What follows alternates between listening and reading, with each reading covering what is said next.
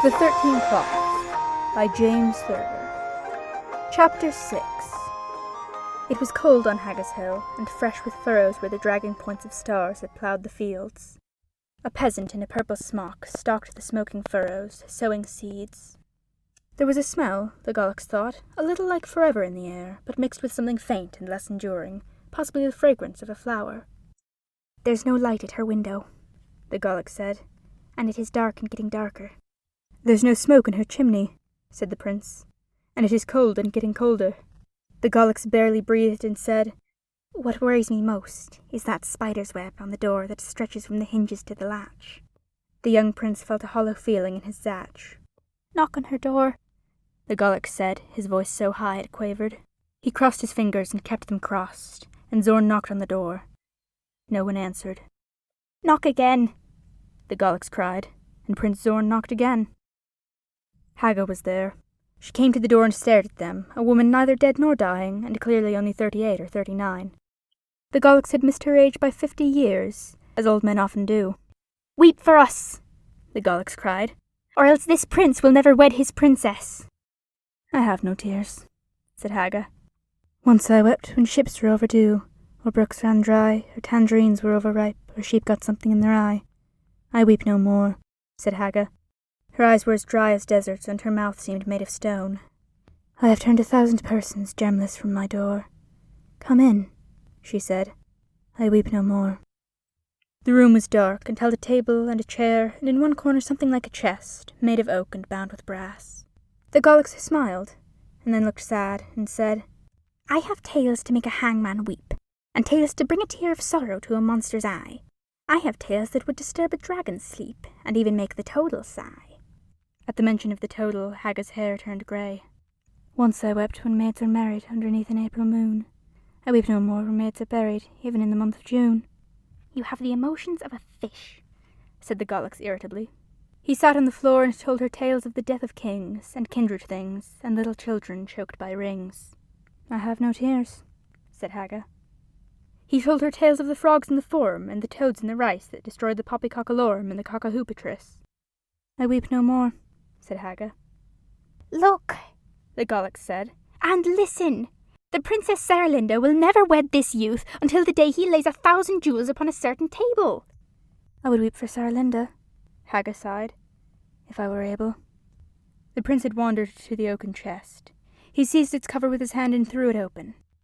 A radiance filled the room and lit the darkest corners. Inside the chest there were at least 10,000 jewels of the very sort and kind the Duke demanded. Diamonds flared and rubies glowed, and sapphires burned, and emeralds seemed on fire. They looked at Haga. "These are the jewels of laughter," Haga said. "I woke up 14 days ago to find them on my bed. I had laughed until I wept at something in my sleep."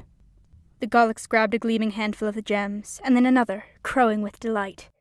"Put them back," said Haga, "for there is something you must know concerning jewels of laughter. They always turn again to tears a fortnight after. It has been a fortnight, to the day and minute, since I took the pretties to this chest and put them in it." Even as they watched, the light and colour died. The diamonds dimmed, the emeralds went out, and the jewels of Haga's laughter turned to tears, with a little sound like sighing. There was nothing in the chest but limpid liquid, leering up at them and winking. "You must think," the Gaulics cried. "You must think of what you laughed at in your sleep." Haga's eyes were blank. "I do not know. That was 14 days ago." "Think," the Gaulics said. "Think," said Zorn of Zorna. Haga frowned and said, "I can never remember dreams." The Gaulics clasped his hands behind his back and thought it over. "As I remember and recall," he said, "the jewels of sorrow last forever. Such was the gift and power the good Gawain gave you. What was he doing, by the way, so many leagues from Yarrow?" "Hunting," Haga said. "Wolves, as I recall it." The Gaulics scowled. "I am a man of logic, in my way. What happened on that awful day to make him value sorrow over and above the gift of laughter? Why have these jewels turned to tears a fortnight after?" "There was a farmer on a nearby farm who laughed," said Haga. "On second thought, the good king said, I will amend and modify the gift I gave you.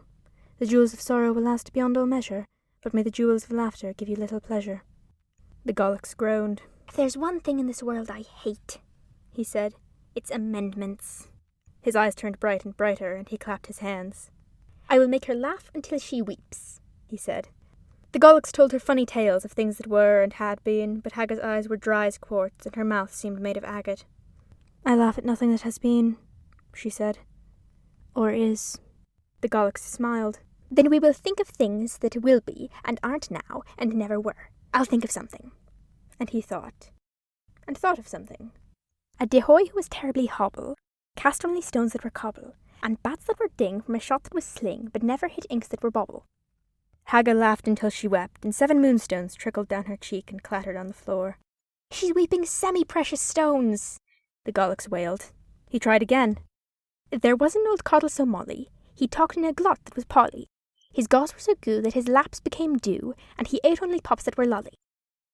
Haga laughed until she wept, and 7 brilliants trickled down her cheek and clattered on the floor. "Rhinestones!" groaned the Golics. "Now she's weeping costume jewellery." The young prince tried his hand at telling tales of laughter, but for his pains he got a shower of tourmaline, a cat's eye, and a flux of pearls. "The Duke hates pearls," the Golics moaned. "He thinks they're made by fish." It grew dark and darker in the room, and they could scarcely see. The starlight and the moon were gone. They stood there, still as statues. The Golics cleared his throat. The prince uncrossed his arms, and crossed them. And then, without a rhyme or reason, out of time and out of season, Haga laughed and kept on laughing. No one had said a word, no one had told a tale. It might have been the hooting of an owl, it might have been the crawling of a snail. But Haga laughed and kept on laughing, and precious jewels twinkled down her cheek and sparkled on the floor, until the hut was ankle-deep in diamonds and in rubies. The Golics counted out 1,000 and put them in a velvet sack that he had brought along. "I wish that she had laughed," he sighed, "at something I had said." Zorn of Zorna took her hand. "God keep you warm in winter," said the prince, "and cool in summer." "Farewell," the Golics said, "and thank you." Haga laughed and kept on laughing, and sapphires burned upon the floor and lit the Golics toward the door. "How many hours are left us now?" the prince cried. "It's odd," the Golics muttered to himself. "I could have sworn that she had died. This is the only time my stomach ever lied." "How many hours are left us now?" the prince implored. Haga sat upon the chest and kept on laughing.